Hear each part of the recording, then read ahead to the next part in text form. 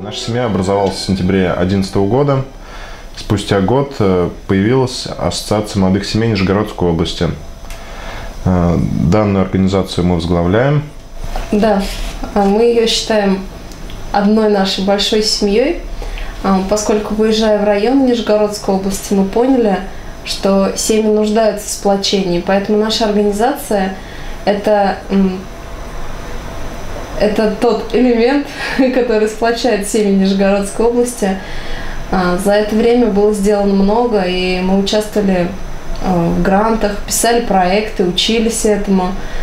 В этом году этот год стал для нас особенным, знаковым. В июле, к Дню Петра и Февронии, мы провели первый региональный форум молодых семей. Формат тоже новый для нас, это палаточный лагерь. Там мы собрали семьи Нижегородской области с детьми. Было очень здорово.